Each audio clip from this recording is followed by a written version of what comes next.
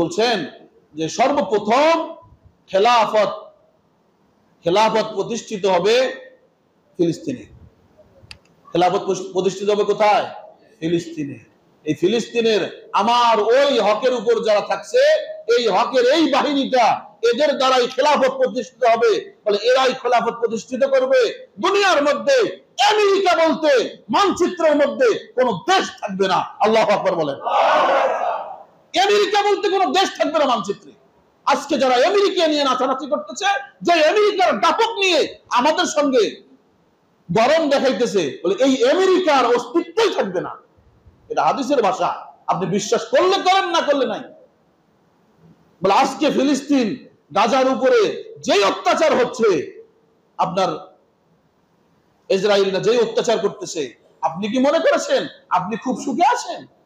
লাভ না, আমরাও ফিলিস্তিনের মতো বলে আমাদের উপর অত্যাচার করতেছে।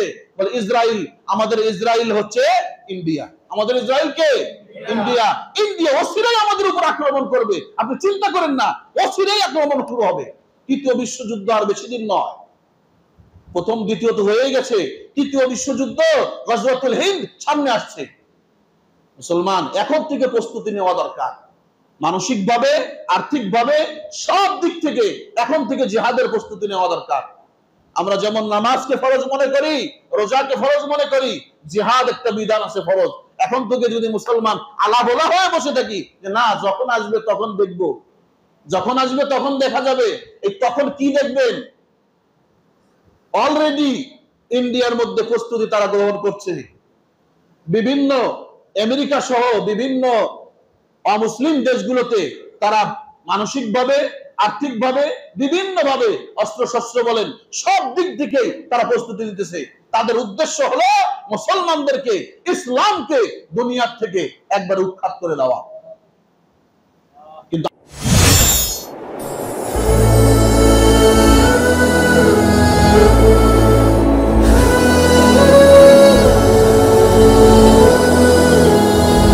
মুআজ্জাজ মুহতারাম, সম্মানিত মুসল্লিয়ানে কেরাম,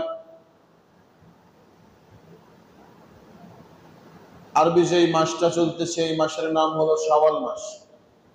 রমজান পরবর্তী মাসের নাম হলো শাওয়াল মাস। আমাদের আজকের আলোচনা হলো রমজান পরবর্তী মুসলমান ইমানদারদের করণীয় কি। আল্লাহ রাব্বুল আলামিন রমজানুল মুবারকের মতো পবিত্র মাস আমাদেরকে দিয়েছিলেন। আল্লাহ তাআলার অশেষ মেহেরবানি, আল্লাহ তাআলার দরবারে লাখ কোটি শুকরিয়া আদায় করি যে আল্লাহ রাব্বুল আলামিন আমাদের দ্বারা রমজানের রোজাগুলোকে করায় নিয়েছেন। আলহামদুলিল্লাহ বলেন। আল্লাহ না চাইলে আমাদের দ্বারা সম্ভব ছিল না। আমাদের মতোই বয়সে, আমাদের মতোই সবকিছু অনেক ভাই গত রমজানে আমাদের সাথে ছিল, এই রমজান আমাদের সাথে থাকতে পারে নাই। আসে না? নাই? অনেকেই আসে। অনেকে রমজানের একটা দুইটা, 10টা 15টা 20টা করার পরেও চলে গেছে। তো আল্লাহ রাব্বুল আলামিন আমাদেরকে পুরা রমজানের রোজা রাখার তৌফিক দিয়েছেন। আল্লাহ, রমজানের রোজার উদ্দেশ্য কি ছিল? আল্লাহ তাআলা সূরা বাকারার মধ্যে বলেন, ইয়া আইয়ুহাল্লাযীনা আমানু কুতিবা আলাইকুমুস সিয়াম কামা কুতিবা আলাল্লাযীনা মিন ক্বাবলিকুম লাআল্লাকুম তাত্তাকুন। হে ঈমানদারেরা, তোমাদের উপর রোজা ফরজ করা হয়েছে যেমন তোমাদের পূর্ববর্তী উম্মতদের উপর ফরজ করা হয়েছিল। বলে এর উদ্দেশ্য কি? এই রোজা রাখলে আমাদের লাভ কি, আমাদের ফায়দা কি হবে? আল্লাহ বলে দিয়েছেন লাআল্লাকুম তাত্তাকুন, তোমরা মুত্তাকি হতে পারবা। সুবহানাল্লাহ। মুত্তাকির পরিচয় আমি আপনাদেরকে আগে দিয়েছিলাম। মুত্তাকি মানে আল্লাহ রাব্বুল আলামিনের আমরা হলাম বান্দা।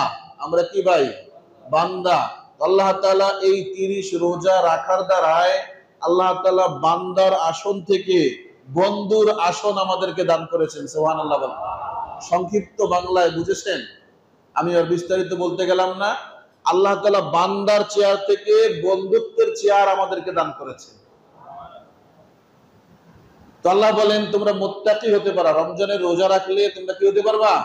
মুত্তাকি হতে পারবা। মুত্তাকি বলা হয় খোদা বিরু, আল্লাহর ভয় যার অন্তরের মধ্যে আসে, তাকওয়া যার অন্তরের ভিতরে আসে, তাদেরকে কি বলা হয়? মুত্তাকি বলা হয়। তাকওয়া কি জিনিস? যে রমজানের 1 মাস আমি ট্রেনিং নিয়েছি, ইবলিস শৃঙ্খলাবদ্ধ ছিল না ছেড়ে দেওয়া ছিল? শৃঙ্খলাবদ্ধ ছিল। 1 মাস যাকে বন্দি করে রাখা হয়েছে, এই ইবলিসের মনটা কি খুশি না বেজার? কথা বলেন, খুশি না বেজার? 1 মাস ধোঁকা দিতে পারে নাই। মুহাম্মদুর রাসূলুল্লাহ সাল্লাল্লাহু আলাইহি ওয়াসাল্লামের উম্মতেরা 1 মাস গুনাহ ছাড়া ইবাদত করছে। বলে এখন আমরা এশার নামাজ আদায় করি 4 রাকাত ফরজ, 2 রাকাত সুন্নত, 3 রাকাত বেতের, মনে করেন 9 রাকাত। আর রমজান মাসে আদায় করছি 30 রাকাত, সাফস মানে শুধু তারাবি সহ ধরতেছি, 30 রাকাতের উপরে পড়ছি। শয়তান মনে করতেছে হায় রে 30 রাকাত করে পড়ছে, এই সুযোগটা আমার হাতছাড়া হয়ে গেছে, এদেরকে ধোঁকা দিতে পারি নাই। এখন আমার এমন ভাবে করতে হবে যাতে করে ওই 30 রাকাত কইরা যে সওয়াব পাইছে, এই সওয়াব গুলো যেন রমজানের বাহিরে আর না পায়, এর চেয়ে যেন গুনাহ বেশি হয়ে যায়। এখন শয়তান কিন্তু উঠে বেড়ে লাগছে। আমার কথা বুঝে আসতেছে? শয়তান এখন একবারে খাওয়া দাওয়া বাদ দিয়ে মুহাম্মদুর রাসূলুল্লাহ সাল্লাল্লাহু আলাইহি ওয়াসাল্লামের উম্মতের পিছনে লাগা পড়ছে, রোজাদার উম্মতের পিছনে লেগে পড়ছে যে এইটাই আমার সুযোগ, রমজান মাসে যা কামাই করছে এই 1 মাসের মধ্যেই সব শেষ করে দেব, বাকি 10 মাস যেন সে ইবাদতই না করে, এই ব্যবস্থা করতে হবে আমার। এখন আমাদের করণীয় কি? শয়তান যে এই টার্গেট নিয়ে মাঠে নামলো, তো আমাদেরও তো একটা টার্গেট থাকা দরকার। রমজান মাস ছিল আমাদের প্রশিক্ষণের জন্য। রমজান মাস কি ছিল ভাই? আমাদের প্রশিক্ষণের জন্য। 1 মাস আমরা ট্রেনিং দিয়েছি, প্রশিক্ষণ গ্রহণ করেছি। বলে 1 মাস প্রশিক্ষণ করে বাকি 11 মাস এটাকে কার্যকলাপে পরিণত করব, এটা ছিল আমাদের উদ্দেশ্য। তো রমজানের ভিতরে আমি নফল আদায় করেছি, গুনাহের কাজ করি নাই, রোজা রেখেছি, সালাত আদায় করেছি, জিকির আজকার করেছি, কোরআন তেলাওয়াত করেছি। আমার টার্গেট হবে রমজানের বাহিরেও যেন এই আমলগুলো আমার থেকে ছুটে না যায়। রাজি আছেন তো ইনশাআল্লাহ? এইভাবে যদি করতে পারি তাহলে শয়তানের মিশন ফেল। শয়তানের মিশন কি? ফেল। আমার মিশন সাকসেস। আর যদি বলেন যে না, শয়তানের কাছে আমি হার মানবো, ইবলিসের কাছে আমি হার মানবো, আগে থেকেই যদি মন ছোট করে ফেলেন তাহলে কিন্তু ইবলিসের সাথে টক্করে আপনি পারবেন না। কেন? রাসূল আকরাম সাল্লাল্লাহু আলাইহি ওয়াসাল্লামের হাদিস, রাসূল বলেন যে শয়তান, ইবলিস যে আছে, এটা প্রত্যেকটা মানুষের রগের ভিতরে রক্ত যেমন চলাচল করে, আল্লাহ তাআলা তাকে এই ক্ষমতা দিয়েছেন যে প্রত্যেকটা মানুষের রগের ভিতরে রক্তের সঙ্গে মিশে যাইতে পারে। চিন্তা করছেন? তো একটা মানুষের ভিতরে যায় যদি ওয়াসওয়াসা আর বিষ ঢালে, এই মানুষটা বাঁচবে কতক্ষণ? যেন তার এই ক্ষমতা। সাহাবায়ে কেরাম জিজ্ঞেস করলেন, ইয়া রাসূলুল্লাহ, শয়তান কি আপনার রগের ভিতরে আপনার রক্তের সঙ্গেও মিশে যায়? বলে হ্যাঁ, আমার রক্তের সঙ্গে মিশে যাওয়ার ক্ষমতা তার আছে, কিন্তু আল্লাহ রাব্বুল আলামিন ওই শয়তান থেকে আমাকে হেফাজত করছেন। সুবহানাল্লাহ। শয়তান আমার কাছে আসতে পারে না। অন্য বর্ণনায় আসছে যে আমার কাছে যে শয়তানটা আসছে, এটা আমাদের বাংলা ভাষায় বোঝানোর জন্য বলতেছি। বলে আমার কাছে যে শয়তান আসে, এই শয়তান আমার কাছে মুসলমান হয়ে গেছে। সুবহানাল্লাহ বলুন। শয়তান কি হয়েছে? মুসলমান হয়েছে। বলে শয়তান গিয়ে রাসূল আকরাম সাল্লাল্লাহু আলাইহি ওয়াসাল্লামের কাছে ধোঁকা দেওয়ার এতটুকু শক্তি তার এখনো হয় নাই। তো আমি আপনি তার ওই পর্যায়ের না। আমার কাছে যে শয়তান আসে, এই শয়তান কি মুসলমান হয়েছে নাকি? না, এটা মুসলমান হয় নাই এখনো। এটা আমাকে ধোঁকা দেওয়ার জন্য উঠে পড়ে লেগে আসে। বলে এর ধোঁকার থেকে আমাদেরকে বাঁচতে হবে। আমার রোজা রাখার পরে যে তাকওয়া অর্জন হয়েছে, বলে এই তাকওয়াকে যদি বহাল রাখতে পারি তাহলে এর ধোঁকার থেকে বাঁচা সম্ভব। প্রিয় ভাইয়ারা আমার, শয়তানের ধোঁকার থেকে নিজে বাঁচতে হবে। হুজুর যতই বলুক না কেন, বক্তারা যতই বলুক না কেন, আমার ভিতরে যদি ভালো হওয়ার কোনো আগ্রহ না থাকে, আমি এই কান দিয়ে শুনবো, এই কান দিয়ে বের করে দেব। আমাদের সকলেরই সন্তান আছে, কোন সন্তানকে বলতেই হয় না পড়ার কথা, নিজ ইচ্ছায় পড়ে বড় বড় ডাক্তার, ইঞ্জিনিয়ার, বড় আলেম হইতেছে। আর কোন সন্তান আছে একে গুতাইলেও মাদ্রাসায় যায় না, স্কুলে যায় না, এত মার পিট এত কিছু করা হয়, এরপরেও পড়াশোনা করতে চায় না। এখন এই সন্তান কি আপনি যতই বোঝান, নিজে বুঝায়, ওস্তাদরা বুঝায়, মুরব্বীরা বুঝায়, পাড়া প্রতিবেশী সবাই বুঝায়, কিন্তু তার নিজের ভালো হওয়ার কোনো ইচ্ছা নাই। বলেন তো দেখি, এই ছেলেটা কি মানুষ হবে? এটার তো মানুষ হওয়ার আশা নেই।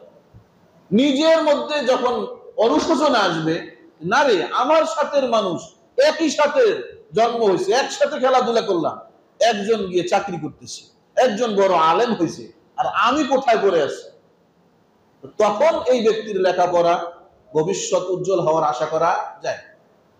এখন আমাদের ভিতরে যদি গুনাহ থেকে বাঁচার কোনো আগ্রহই না থাকে, শয়তানের সাথে টক্কর দিয়ে নেক আমল করার আগ্রহই না থাকে, তাহলে হুজুররা যতই বুঝাক না কেন, যতই জাহান্নাম আর কবরের আযাবের ভয় দেখাক না কেন, আমার পরিবর্তনের আশা করা যায় না। হ্যাঁ, কিন্তু যদি আমি নিজে পরিবর্তন হতে চাই, না, জাহান্নাম আছে, জান্নাত আছে, ফুলসিরাত আছে, কবর আছে, হাসর আছে, মিজান আছে, বলে এগুলো আমার আল্লাহর সঙ্গে মোকাবেলা করতে, আল্লাহর সঙ্গে সাক্ষাৎ দিতে হবে, আল্লাহর সামনে যাইতে হবে, বলে আমি এই গুনামাকা চেহারা নিয়ে তার সামনে কেমনে যাব? যখন নিজের ভিতরে এই অনুশোচনা, এই অনুভূতি পয়দা হবে, তখন দেখবেন গুনাহ থেকে বাঁচা সহজ। ভাইরা আমার, শয়তান চাইতেছে যে রমজানে যে নেক আমলগুলো করছি এগুলো যেন এখন বরবাদ হয়ে যায়, এখন যেন আর এগুলো না করতে পারি। এটা হলো তার মিশন। আর আমার মিশন হবে রমজানে যা করছি এখনো তা করব। বলেন বলেন, রমজানে যা করছি এখনো তা করব। তাহলে শয়তানের সঙ্গে আমাদের যুদ্ধ ঘোষণা, শয়তানের সঙ্গে আমাদের কি যুদ্ধ ঘোষণা। তাহলেই আমি মুত্তাকি, তাহলেই আমি মুত্তাকি। যার ভিতরে তাকওয়া আছে, গুনার কাছ থেকে এই তাকওয়াই তাকে ফিরায় আনবে। সাহাবায়ে কেরাম ছোট গুনাহকেও গুনাহ মনে করে নেই, ছোট গুনাহকেও ছোট গুনাহ মনে করা যাবে না। বলে ছোট্ট একটা গুনাহ, একটা ছোট্ট গুনাহ একজন মানুষকে জাহান্নামে নিয়ে যাওয়ার জন্য যথেষ্ট, একটা গুনাহ। এজন্য কোন গুনাহকে ছোট মনে করা যাবে না। একটা এক্সাম্পল দেই, আবু মুসা আশআরী রাদিয়াল্লাহু তাআলা আনহু রাসূলের একজন সাহাবী ছিলেন। হযরত আবু মুসা আশআরী রাদিয়াল্লাহু তাআলা আনহু উনি যেখানেই সফরে যাইতেন, বাইরে বের হইতেন, সব সময় একটা বোতল সাথে নিতেন। কি নিতেন ভাই? বোতল বা পট জাতীয়, এই জাতীয় কিছু সাথে নিয়ে যেতেন। তো ওনার সাথীরা জিজ্ঞেস করলেন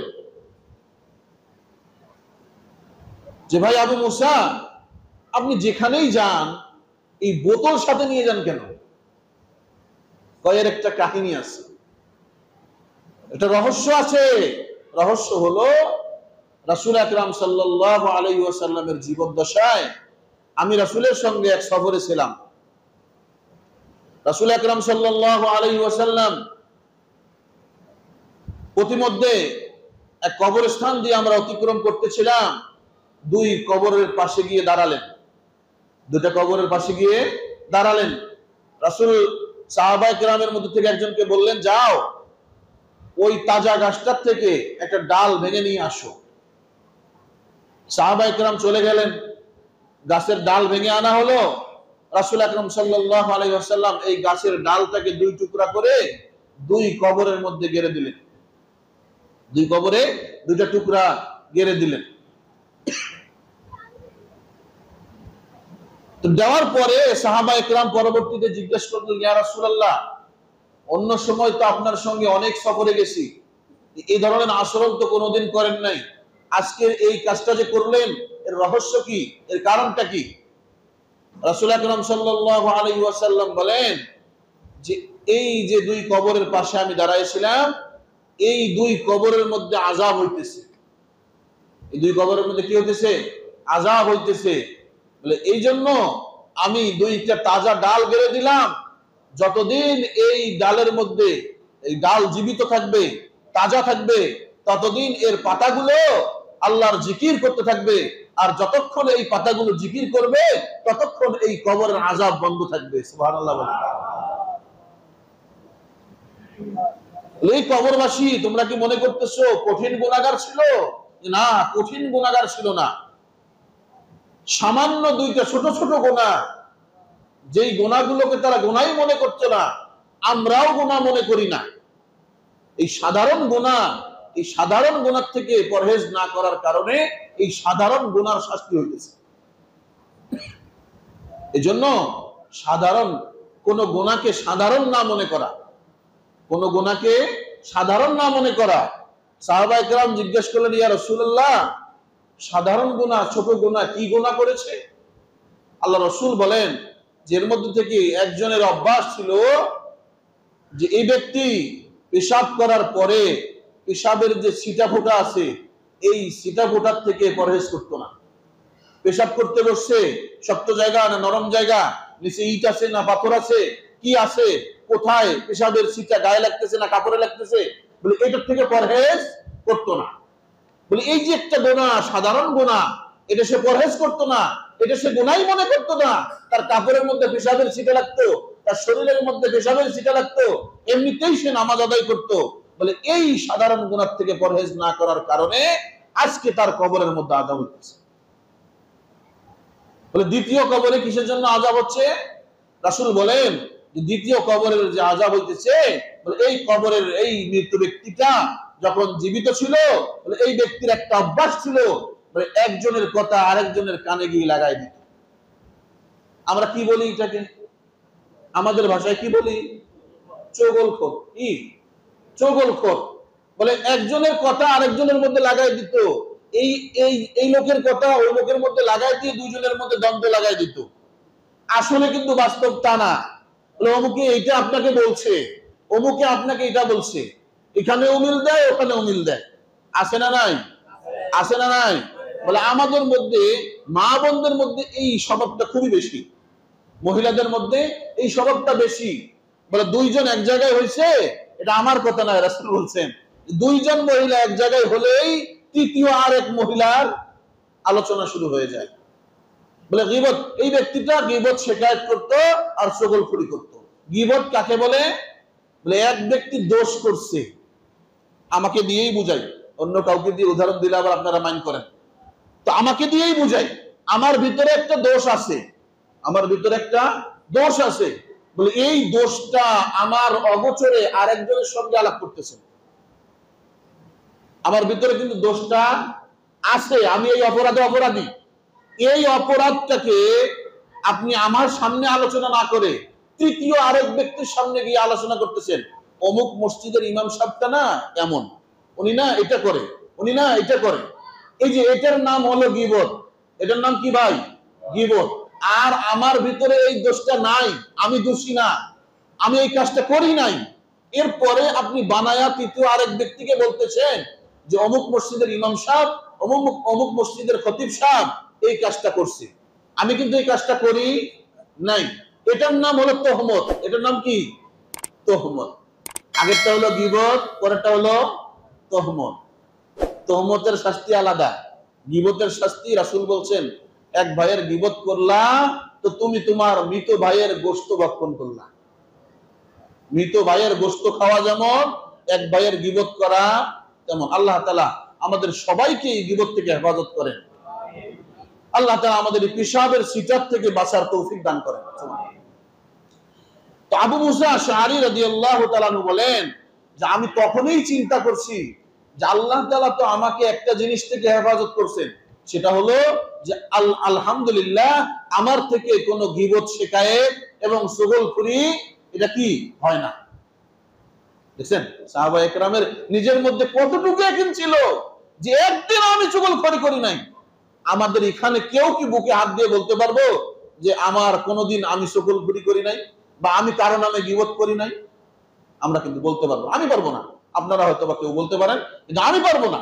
গীবত হয়ে যায়। আমি এর আগেও বলেছিলাম, গীবতটা আমাদের জন্য কেমন জানি ঘি ভাত হয়ে গেছে। কি হয়েছে? গীবত আর গীবত নাই, এখন কি হয়েছে? ঘি ভাত। ঘি ভাত মজা লাগে না? গরম ভাতে যদি ঘি দেওয়া যায়, এটা কি মজা লাগে না? যাদের পেট ভালো আছে তাদের জন্য মজা, যাদের আবার পেট খারাপ এদের জন্য মজা নাই।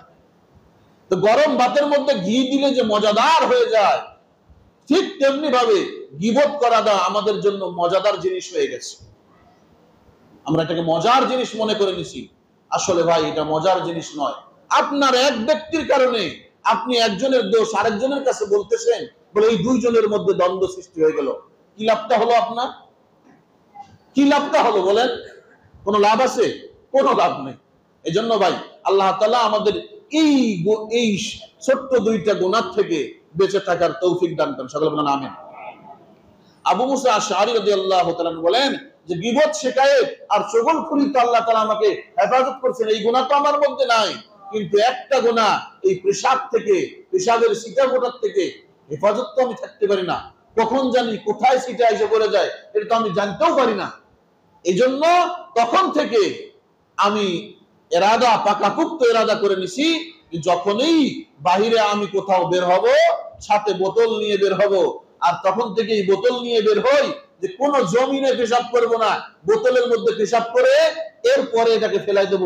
সাবধানে, বোতলের মধ্যে পেশাব করলে কি পেশাবের ছিটে আসার কোনো সম্ভাবনা আছে? দেখেন তাদের তাকওয়া, তাদের খোদাভীরুতা তাদেরকে আমলের কোন পর্যায়ে নিয়ে গেছে, আর আমাদের তাকওয়া, আমাদের খোদাভীরুতা আমাদের কোন পর্যন্ত নিয়ে যায়? নিজেদের হিসাব নিজেরাই করি। আল্লাহ রাসূলের এক সাহাবী রাসূল আকরাম সাল্লাল্লাহু আলাইহি ওয়াসাল্লামের কাছে গেছে, ইয়া রাসূলুল্লাহ, আমি তো অনেক বড় গুনাহ করে ফেলছি। তাদের কাছে ছোট গুনাহ বড় মনে হইতো, আর আমাদের কাছে বড় গুনাহও ছোট মনে হয়।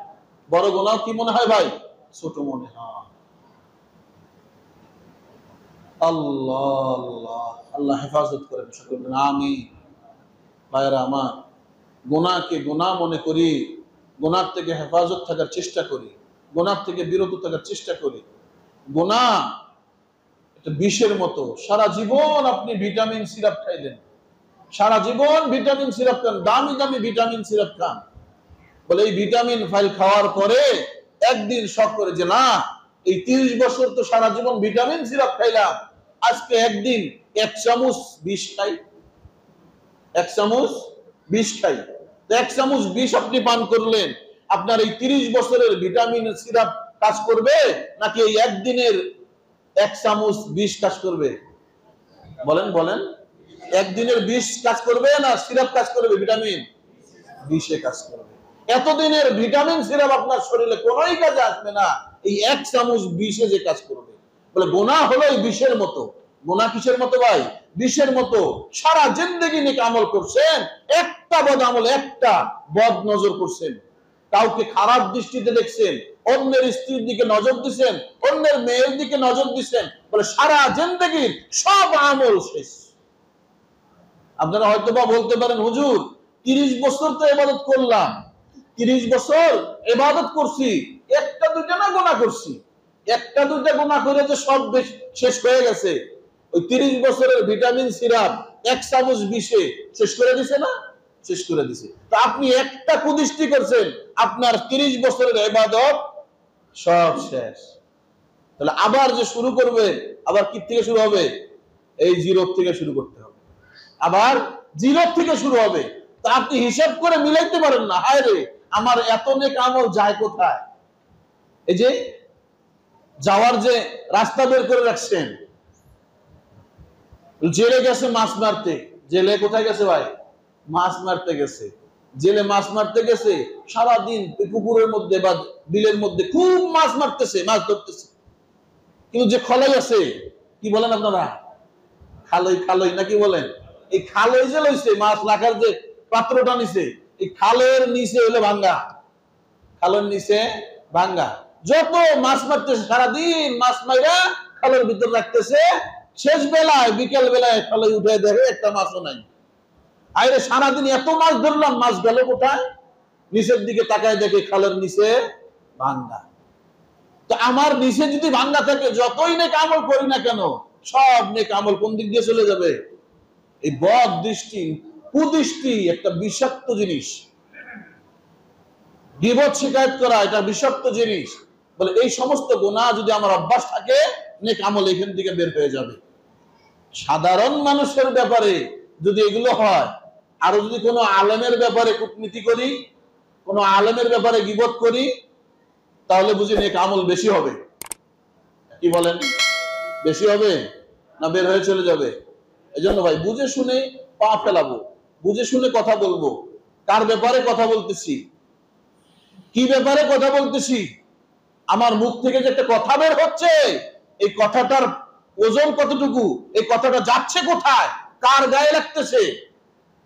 আমার সাধারণ কোন মানুষের ব্যাপারে বলা আর রাসূল আকরাম সাল্লাল্লাহু আলাইহি ওয়াসাল্লামের ব্যাপারে বলা সব কি সমান?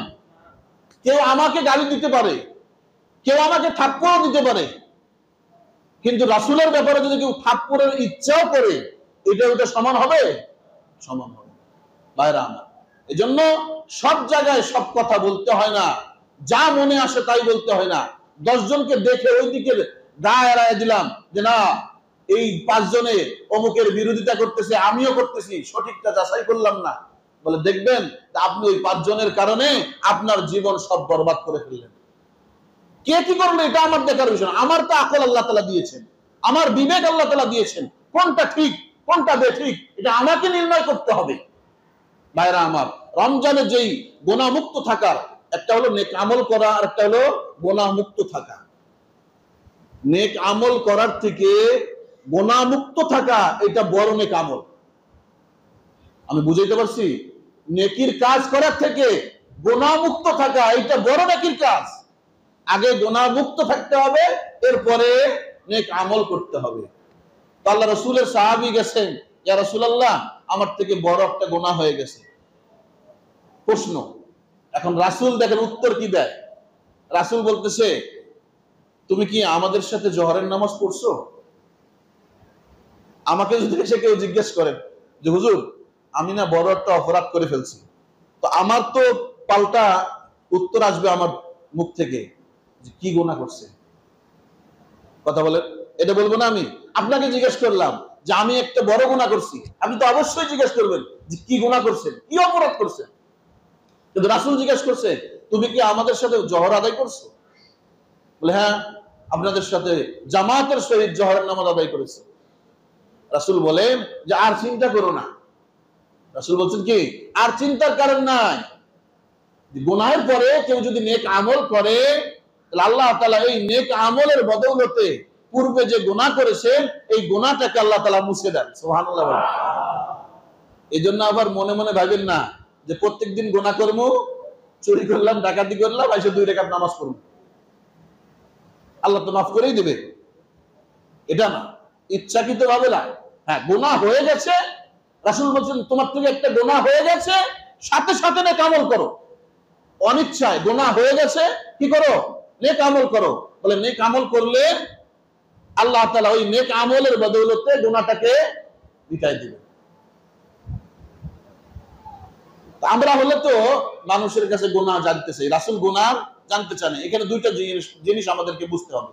একটা হলো অপরাধ যে আমি করেছি, এই অপরাধটা অন্যের কাছে শেয়ার না করা। শেয়ার করলে ক্ষতি কি? বলে আমি অপরাধ করেছি, আল্লাহ চাইলে আমাকে মাফ করেও দিতে পারেন, কিন্তু আমি যে আরেকজনকে গিয়ে বললাম যে আমি এই অপরাধটা করেছি। অনেকে তো এখন বুক থাবড়ায় বলে বাপের বেটা হলাম আমি এইটা কাজ করছি। গুনাহ যে করছে, গুনাহকে গুনাহই মনে করতেছে না, এটা গৌরবের বিষয় মনে করতেছে। বলে এটা না করা, বলে এটা যদি করি কিয়ামতের দিন আল্লাহ চাইলে আপনার ওই অপরাধটা মাফ করে দিতে পারত, কিন্তু আপনি যে সাক্ষীগুলো বানায় গেছেন এই ব্যক্তিগুলোই তো আল্লাহর দরবারে গিয়ে সাক্ষী দিবে। আল্লাহ এই ব্যক্তিটা অমুক অপরাধ করছে, তো আল্লাহ তো গোপনে এটা আপনাকে মাফ করে দিতে পারতেন, কিন্তু যখনই সাক্ষী দেওয়া হয়েছে এটা আল্লাহ মাফ করবেন না, এখন আপনার এটা শাস্তি ভোগ করতে হবে। আমি কথা বুঝাইতে পারতেছি? এই জন্য অপরাধ করবেন, অপরাধ যদি গোপনে হয়ে যায় তাহলে এটাকে অন্যের কাছে শেয়ার না করা। হ্যাঁ, আরেকটা জিনিস আছে যে আপনার আত্মার রোগ আছে, দিলের রোগ আছে অনেকগুলো, এই দিলের রোগে আপনি অভ্যস্ত, যে আপনি এই গুনাহ থেকে বিরত থাকতেই পারেন না, এই গুনাহটা আপনার থেকে হয়েই যায়। যেমন বললাম, গীবত করা, চুগলখড়ি করা, পরনিন্দা করা, এরপরে হলো কুদৃষ্টি করা, এই গুনাহগুলো আপনি বাঁচতে পারেন না। তো আপনি একজন হক্কানি আলেমের কাছে যান, গিয়ে তাকে বলেন যে হুজুর, আমি তো এই গুনাহ থেকে বাঁচতে চাই কিন্তু বাঁচতে পারি না, একদিন থাকি পরের দিন আবার গুনাহ হয়ে যায়। এটা হলো আপনার ইসলাহের জন্য, আপনার আত্মশুদ্ধির জন্য একজন বুজুর্গের কাছে গিয়ে আপনাকে আপনি সফর্দ করেন, মৃত ব্যক্তির মতো সঁপে দেন, তো আপনাকে ওই আল্লাহর ওলি, ওই আলেম আপনাকে পরামর্শ দিবে যে এইভাবে একটা কাজ করেন, তাহলে আপনি এই গুনাহ থেকে বিরত থাকতে পারবেন। হ্যাঁ, এইটার জন্য তাকে বলতে পারেন, কিন্তু এমনি খোলামেলা বন্ধু বান্ধব সবার সাথে যদি গুনাহকে একবারে প্রকাশ করে দেন, তাহলে এই সবাই আপনার সাক্ষী হয়ে থাকবে, এটা আল্লাহর দরবারে গিয়ে বিচার দিবে। কথা বুঝাইতে পারছি? হ্যাঁ, কোন আলেমের কাছে গিয়ে আপনার এই অপরাধের কথা আপনি স্বীকার করলেন, আপনাকে ট্রিটমেন্ট দেওয়া হলো, আপনি ওই অনুযায়ী আমল করলেন, দেখবেন যে আপনি এই গুনাহ থেকে পরহেজ থাকতে পারবেন। এটার জন্য করতে পারেন, এটাতে বাধা নেই ভাইরা আমার। এজন্য গুনাহ থেকে পরহেজ থাকার চেষ্টা করবো তো ইনশাআল্লাহ। নিজের গুনাহ অন্যের কাছে প্রকাশ না করা, এটাই উত্তম। অন্যের কাছে প্রকাশ না করা, সাক্ষী না বানানো। আজকে গুনাহ করে এই গুনাহকে আমরা গুনাহই মনে করি না, বলে এটাকে মানুষের সামনে নিজে ওপেনে, এর আগে আপনারা শুনছিলেন না যে জেনা করা যে গুনাহ, বলে এই জেনা করে সেঞ্চুরি করছে, আবার এর জন্য বলে আবার কি মিষ্টি বিতরণ করছে, পুরা সোশ্যাল মিডিয়ায় ভাইরাল হয়ে গেছে, সারা দুনিয়ার মানুষ সাক্ষী হয়েছে না, সারা দুনিয়ার মানুষ সাক্ষী হয়ে গেছে। তুই অপরাধ করছিস, তোর অপরাধ হয়ে গেছে, এটা গোপনে রাখ, আল্লাহর কাছে তওবা কর, আল্লাহ মাফ করে দিবে। এটা না করা ভাইরা আমার।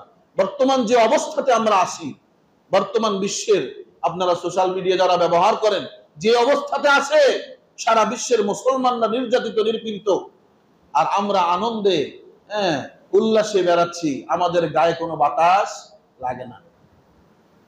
ফিলিস্তিনের অবস্থা একটু চিন্তা করেছেন? চিন্তা করেছেন ফিলিস্তিনের অবস্থা? মনে মনে ভাবতেছি এটা তো ফিলিস্তিনের উপর দিয়ে যাচ্ছে, আমার উপরে তো আসতেছে না, আমাদের দেশে তো কেউ বোমা ফেলাচ্ছে না, আমাদেরকে তো কেউ আক্রমণ করতেছে না, আমরা তো তিন বেলা খেয়ে পরে খুব আনন্দে আছি। আরে ভাই, সারা বিশ্বের সমস্ত ইহুদি নাসারা, সমস্ত কুফফার মুশরিকরা, এটা হলো মিল্লাতুন ওয়াহিদা, এক, তারা সবাই কি এক। আর তাদের মেন টার্গেট হলো দুনিয়া থেকে ইসলামকে মিটায় দেওয়া, দুনিয়া থেকে কি মিটায় দেওয়া, আর ইসলাম না। আমি যদি একটু বাড়াও বলি, ধার্মিক যারা আছে, যারা ধার্মিক আছে, শুধু মুসলমান না, যারা ধার্মিক আছে, ইহুদি আছে, হিন্দু আছে, বৌদ্ধ আছে, যারা এই ধর্ম পূজারী, ধর্ম যাদের ভিতরে আছে, এই ধার্মিকদেরকেই তারা টার্গেট করে, শুধু মুসলমান না।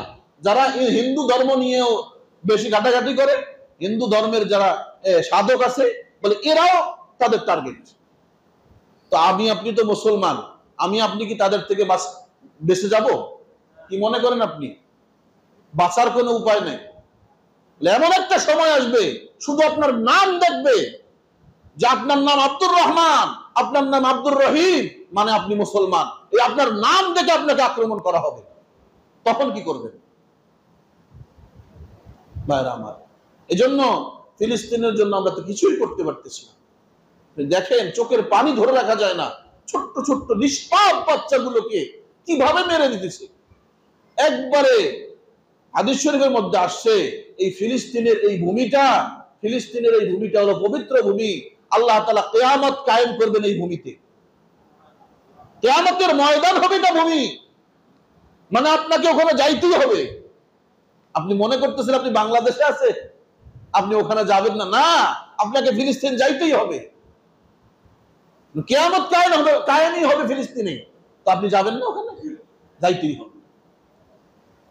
আগে থেকে যাওয়ার চিন্তা ভাবনা করি, আমরা যেভাবে পারি সহযোগিতা করতে থাকি। আমাদের অনেক টিম, বাংলাদেশের অনেক সংস্থার থেকে ফিলিস্তিনি অসহায় মুসলমানদের জন্য সাহায্য সহযোগিতার কাজ চলতেছে। কেউ চিকিৎসা নিয়ে, কেউ খাদ্য নিয়ে, কেউ বিভিন্ন ভাবে। আমাদের সৈনিকরা, অনেক সেনাবাহিনীও মনে হয় গেছে। এজন্য এটা আমাদের দুঃখের বিষয় যে আমাদের মুসলমানদেরকে হত্যা করা হচ্ছে। এজন্য মন ভাঙার কোনো বিষয় নাই, আমাদের আনন্দও রাখতে হবে, আমাদের একটা আশাও রাখতে হবে যে আল্লাহ তাআলা আমাদেরকে বিজয় দান করবেন অবশ্যই। হাদিসে আসছে, ফিলিস্তিনের মুসলমানদের যতই নির্যাতন করুক না কেন, যতই নির্যাতন করুক, ফিলিস্তিনের মুসলমানরা ইহুদিদেরকে এমন ভাবে নিস্তেরাবুদ করে দিবে, বলে ইহুদিদের নামও নিশানা থাকবে না। সুবহানাল্লাহ বলেন। বলে এই যে ইহুদিরা, ইসরায়েল, যে ইহুদিরা আজকে ফিলিস্তিনের উপর আক্রমণ করতেছে, বলে এই ইহুদিরাই হবে দাজ্জালের দল। কানা দাজ্জাল আসবে না, শুনছেন না? কানা দাজ্জাল আসবে, শেষ জামানায় দাজ্জাল আসবে। দাজ্জালের হায়াত হবে 40 দিন। কতদিন? দাজ্জালের হায়াত পাবে 40 দিন। 40 দিনে পুরা পৃথিবী ভ্রমণ করবে। আল্লাহ তাআলা তাকে এমন ক্ষমতা দিবেন যে পুরা 40 দিনে সে ভ্রমণ করবে পুরা পৃথিবী। প্রথম দিনটা, হাদিসে যা আসছে, যে প্রথম দিনটা হবে 1 মাসের সমান, দ্বিতীয় দিনটা হবে 1 সপ্তাহের সমান, না 15 দিনের সমান, আর তৃতীয় দিনটা হবে 1 সপ্তাহের সমান। আর বাকি যে দিনগুলো হবে এগুলো স্বাভাবিক দিন। বলে এই হায়াতে নিয়ে সে পুরা দুনিয়া সফর করবে। ইহুদিরা হবে তার সৈন্য, মুসলমানদেরকে তরবারি ধরা হবে যে বল আমি রব, আমি খোদা। যে দাজ্জালকে খোদা বলে মেনে নিবে তাকে তার তৈরি জান্নাতে দেওয়া হবে। নাউজুবিল্লাহ বলেন। তার তৈরি জান্নাতে দেওয়া হবে। আর যে তাকে খোদা মানবে না, না আমার রব একজন, তুমি তো কাফের। দাজ্জালের কপালের মধ্যে কাফের লেখা থাকবে। দাজ্জালের একটা চোখ নষ্ট থাকবে আর একটা চোখ নীল বর্ণের থাকবে। এই এক চোখওয়ালা দাজ্জাল এটা আপনাকে এসে আক্রমণ করবে যদি আপনি ওই সময় থাকেন। যদি আপনি তার কথা মেনে নেন যে তুমি আমার রব, তাহলে তো তার তৈরি জান্নাতে গেলেন, মানে খোদার তৈরি জাহান্নামে আপনি নিক্ষেপ হলেন। আর যদি আপনি তাকে না মেনেন, সাথে সাথে আপনাকে দ্বিখণ্ডিত করা হবে, কিন্তু আপনি তার জাহান্নামে গেলেন কিন্তু আল্লাহর জান্নাতে চলে যাবেন। আরে ভাই, মানুষের ঈমান ওই সময় রাখাটা কি কঠিন হবে। আপনার সামনে 100 বছর আগে আপনার বাবা মারা গেছে, আপনার বাবাকে আপনার বাবার কবর থেকে জীবিত করে দিবে। আশ্চর্য না? আশ্চর্য না? আপনার সামনে যদি বলে যে আপনার 100 বছর আগের বাবা মারা গেছে, আমি জীবিত করে দিতেছি, জীবিত করে দিলে সাধারণ মানুষ তো মনে করবে, আরে এই মৃত মানুষকে জীবিত করতে পারে, এটা তো আল্লাহর ক্ষমতা ছাড়া আর কারো ক্ষমতা নাই। বলে তাহলে হুজুর সে জীবিত করবে কেমনে? বলে সে আসলে জীবিত করতে পারবে না, শয়তান তাকে সহযোগিতা করবে। শয়তান আপনার আব্বার আকৃতি নিয়ে মানুষ হয়ে সামনে আসবে। চিন্তা করছে? এজন্য দাজ্জাল আসতেছে, বেশি দিন নাই, বেশি দিন নাই। ফিলিস্তিনের এই বাহিনী, বলে ফিলিস্তিনের মধ্যে মুসলমানরা শাসন করবে, মুসলমানদের শাসন আমল চলে আসবে, খেলাফত আসবে। রাসূল আকরাম সাল্লাল্লাহু আলাইহি ওয়াসাল্লামের ভবিষ্যৎবাণী সব শোনানোর সময় নাই। রাসূল বলছেন, আমার উম্মতের মধ্যে একটা দল থাকবে যারা হকের উপর অবিচল থাকবে, অটল থাকবে। এদেরকে সারা পৃথিবীর কোন মানুষ যদি সাহায্য না করে, সাহায্য করবে একজন, তিনি কে? সাহায্য করবেন কে? আল্লাহ। আজকে সারা পৃথিবীর সব মুসলমান দেশগুলো যদি ফিলিস্তিনের বিরোধিতা করে, সব কাফের দেশগুলো যদি ফিলিস্তিনের বিরোধিতা করে, তাতেও ফিলিস্তিনের কোনো যায় আর আসে না। ফিলিস্তিনের সাহায্যের জন্য কে আছে? কিন্তু আমরা মাহরুম হলাম, যারা ফিলিস্তিনের পক্ষ নিতে পারবো না তারা মাহরুম হলাম। রাসূল বলছেন যে তোমরা ওই শামবাসীদের পক্ষ নিও, তাদের পক্ষে থেকো। যারাই শামবাসীদের পক্ষে থাকবে তারা জান্নাতি হবে, আর যারা তাদের বিরোধিতা করবে তারা ইহুদিদের ওই দাজ্জালের দলভুক্ত হয়ে জাহান্নামে যাবে। নাউজুবিল্লাহ বলেন। দ্বিতীয়তে রাসূল আকরাম সাল্লাল্লাহু আলাইহি ওয়াসাল্লাম এই শামবাসী ফিলিস্তিনদের জন্য দোয়া করেছেন, আল্লাহ আপনি শাম এবং ইয়ামেনবাসীদেরকে আপনি ভরপুর বরকত দান করেন, তাদেরকে হেফাজত করেন। রাসূল নিজে দোয়া করছেন, সাহাবায়ে কেরাম বলছেন আপনি নজদের জন্য দোয়া করেন না? ইয়া রাসূলুল্লাহ একবার দুইবার তিনবার বলছেন নজদের জন্য দোয়া করেন। বলে না, নজদের জন্য দোয়া করব না, কারণ নজদ দ্বারা এখানে দুইটা উদ্দেশ্য আছে, হাদিসে আসছে। একটা হলো ইরাকের নজদ একটা শহর আছে এটা, আর একটা হলো আপনার সৌদিতে একটা এলাকা আছে আপনার হেজাজ বলে যেটাকে, এটাকে নজদ বলা হয়। যদি এটা উদ্দেশ্য হয়, আর রাসূল বলছেন যে এই এলাকাগুলোর মধ্যে, এই নজদের মধ্যে পাপাচার বেড়ে যাবে, পাপ কাজ বেড়ে যাবে, শয়তানি কাজ বেড়ে যাবে। এখন আপনারা চিন্তা করেন, যারা জানেন, ইতিহাস পড়েন, পাপ কাজ বাড়ছে কি বাড়ছে না? সৌদিতে সিনেমা হল ওপেন হয়েছে কি হয়েছে না? আল্লাহর রাসূলের দেশের মধ্যে সিনেমা হল, এটা বলে হালাল সিনেমা, যায় হালাল সিনেমা বলে ওপেন হয়েছে। কি হয়েছে? মহিলা খেলোয়াড় ফুটবল টিম, যেটা কল্পনাও করা যায় নাই, এগুলো এখন সৌদিতে হইতেছে। আল্লাহ রাসূলের ভবিষ্যৎবাণী বলতেছে না? সব বলছে। রাসূল বলছেন যে সর্বপ্রথম খেলাফত প্রতিষ্ঠিত হবে ফিলিস্তিনে। খেলাফত প্রতিষ্ঠিত হবে কোথায়? ফিলিস্তিনে। এই ফিলিস্তিনের আমার ওই হকের উপর যারা থাকছে, এই হকের এই বাহিনীটা, এদের দ্বারাই খেলাফত প্রতিষ্ঠিত হবে। বলে এরাই খেলাফত প্রতিষ্ঠিত করবে। দুনিয়ার মধ্যে আমেরিকা বলতে মানচিত্রের মধ্যে কোন দেশ থাকবে না। আল্লাহু আকবার বলেন। আমেরিকা বলতে কোন দেশ থাকবে না মানচিত্রে। আজকে যারা আমেরিকা নিয়ে নাচানাচি করতেছে, যে আমেরিকার দাপট নিয়ে আমাদের সঙ্গে গরম দেখাইতেছে, বলে এই আমেরিকার অস্তিত্বই থাকবে না। এটা হাদিসের ভাষা, আপনি বিশ্বাস করলে করেন, না করলে নাই। বলে আজকে ফিলিস্তিন গাজার উপরে যে অত্যাচার হচ্ছে, আপনার ইসরায়েলরা যে অত্যাচার করতেছে, আপনি কি মনে করেছেন আপনি খুব সুখে আছেন? লাভ না, আমরাও ফিলিস্তিনের মতো বলে আমাদের উপর অত্যাচার করতেছে। বলে ইসরায়েল, আমাদের ইসরায়েল হচ্ছে ইন্ডিয়া। আমাদের ইসরায়েল কে?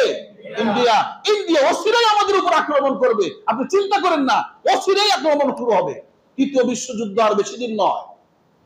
প্রথম দ্বিতীয় তো হয়ে গেছে, তৃতীয় বিশ্বযুদ্ধ গজওয়াতুল হিন্দ সামনে আসছে। মুসলমান এখন থেকে প্রস্তুতি নেওয়া দরকার, মানসিকভাবে, আর্থিকভাবে, সব দিক থেকে এখন থেকে জিহাদের প্রস্তুতি নেওয়া দরকার।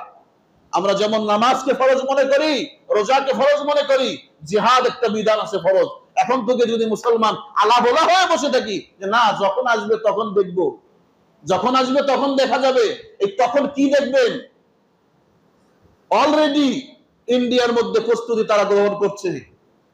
বিভিন্ন আমেরিকা সহ বিভিন্ন অমুসলিম দেশগুলোতে তারা মানসিকভাবে, আর্থিকভাবে, বিভিন্নভাবে অস্ত্রশস্ত্র বলেন, সব দিক থেকে তারা প্রস্তুতি নিতেছে। তাদের উদ্দেশ্য হলো মুসলমানদেরকে, ইসলামকে দুনিয়ার থেকে একবার উৎখাত করে দেওয়া। কিন্তু আমরা মুসলমান আলা বলা, আমরা বসে আছি যে আমার উপার্জন করব, বিবি বাচ্চার পেট চালাবো, আমার পেট চালাবো, এতটুকু করলেই তো যথেষ্ট, আর অন্য কিছু দেখাশোনার দায়িত্ব আমার নাই। ভাইরে, এতটুকুই যদি হইতো তাহলে ইসলাম আর আমাদের পর্যন্ত আসতো না। সাহাবায়ে কেরাম যদি আপনাদের মতো আমার মতো যদি ধারণা করতেন, তাহলে ইসলাম আমাদের পর্যন্ত আসতো? সাহাবায়ে কেরাম যদি বলতো যে না, আমরা তো ঈমান আনছি, আমরা রাসূল পাইছি, আমরা সমুদ্র পাইছি, ইলমের সমুদ্র পাইছি, তো আমার অন্য উম্মতের চিন্তা করার কি দরকার আছে? আমরা যদি জান্নাতে যাইতে পারি তাইলেই তো বাপের নাম। এতটুকু চিন্তা যদি তারা করতেন, তাহলে আমি আপনি আর ইসলাম ধর্ম পাইতাম না, এই দিন পাইতাম না। রাসূলের যে চিন্তা, সাহাবায়ে কেরামের যে চিন্তাধারা ছিল, বলে এই চিন্তাধারা আমার ভিতরে আনতে হবে, উম্মতের দরদ আনতে হবে, হক বাতিল চিনতে হবে, হালাল হারাম জানতে হবে। সব দিকে দৌড় দিলে হবে না, সব দিকে দৌড় দিলে হবে না।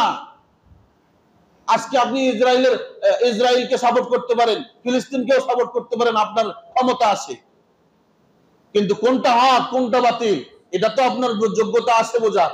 আপনি যদি সব বুঝাও আজকে ইসরায়েলকে সাপোর্ট করেন, কেউ কি এটা মেনে নিবে? মেনে নিবে?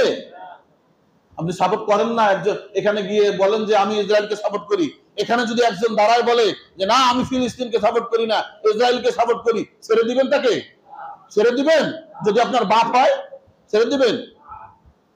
ছাড়বেন না। এখানে হক বাতিল বুঝলেন, এই হক বাতিল সব জায়গায় আছে, সব জায়গায় আপনি হক বাতিল বোঝেন না কেন?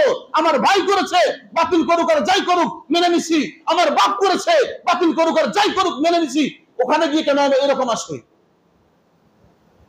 সব জায়গায় যেখানে হক আর বাতিল হবে, হককে আপনার সাপোর্ট করতে হবে, বাতিলকে বাদ দিতে হবে, চাই আমার বাপ হোক, আমার ভাই হোক, আমার ভাতিজা হোক, আমার বংশের কেউ হোক।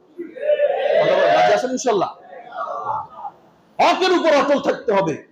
ভাইরা আমার, আপনাদেরকে ফিলিস্তিনের ব্যাপারে আমরা কিছুই করতে পারতেছি না, দোয়া করব, এতটুকু আমাদের সামর্থ্য, দোয়া তো করবই, পাশাপাশি বিভিন্ন জায়গায় আন্দোলন হচ্ছে, এই আন্দোলনে অংশগ্রহণ করব। রাজি আছেন তো ইনশাআল্লাহ?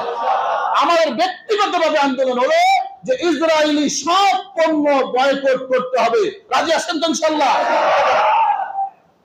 আপনার ইসরায়েলি কোন পণ্য যেন আমাদের ঘরে না থাকে। যারা ব্যবসায়ী আছি তাদেরকে অনুরোধ করে বলবো যে পণ্যগুলো কিনছেন এগুলো তো তাড়াতাড়ি আপনি পারলে কেনা দামেই বিক্রি করে দেন বা এটাকে ফেলে দেন, আপনার ইচ্ছা, কিন্তু এরপর থেকে প্রতিজ্ঞা করেন ইসরায়েলদের কোন পণ্য আমার দোকানে আমি উঠাবো না। রাজি আছেন ইনশাআল্লাহ? এটাও একটা প্রতিবাদ, এটাও একটা প্রতিবাদ। আমাদের 1 টাকা 2 টাকা করে লাভ নিয়ে এই আমাদের টাকা দিয়ে, মুসলমানদের টাকা দিয়ে মুসলমানদের রক্ত শোষণ করছে ইসরায়েলরা। কথা বলা ঠিক না? আমি আপনি যদি এই পণ্যগুলোকে বয়কট করি এখন থেকে, তাহলে এই লাভ তারা পাবে না, তাদের অর্থনৈতিক ঘাটতি হবে, আর এই অর্থনৈতিক ঘাটতি মানে তারা অনেক পিছিয়ে যাবে, তারা আর মুসলমানদের উপর কোমর সোজা করে দাঁড়াইতে পারবে না। এটা অনেক বড় একটা প্রতিবাদ। এটা করব আগামীকাল 12 তারিখ। আগামীকাল কি 12 তারিখ শনিবার, মার্চ ফর গাজা না, এটা আমাদের ওলামায়ে কেরামদের থেকে নিয়ে শুরু করে একবারে সর্বসাধারণ পর্যন্ত সব ধরনের লোক এখানে অংশগ্রহণ করবে। আগামীকাল ঢাকা থেকে বাইতুল মোকাররম থেকে নিয়ে সরওয়ার্দী উদ্যান পর্যন্ত এটা একটা মার্চ করা হবে। এখানে আপনাদের যাদের সম্ভব হয় তারা অংশগ্রহণ করব, আর যারা পারবো না আমাদের ডিউটি আছে, যারা পারবো না আমরা তাদের জন্য দোয়া করবো, আল্লাহ তাআলা যেন এই মার্চকে সফল করেন। সকলে বলেন আমিন। এর জন্য দোয়া করব। আর বিভিন্ন জায়গায় যেখানে আমাদের আশপাশে যেখানেই আন্দোলন হবে, এই ইমানি ডাক যেখান থেকেই আসবে এখানেই অংশগ্রহণ করব। রাজি আছি তো ইনশাআল্লাহ? আল্লাহ তাআলা সকলকে কবুল করেন। যা কিছু আলোচনা করা হলো, বক্তা শ্রোতা সকলকে আল্লাহ রাব্বুল আলামিন সঠিকটা বুঝবার আমল করবার তৌফিক দান করেন।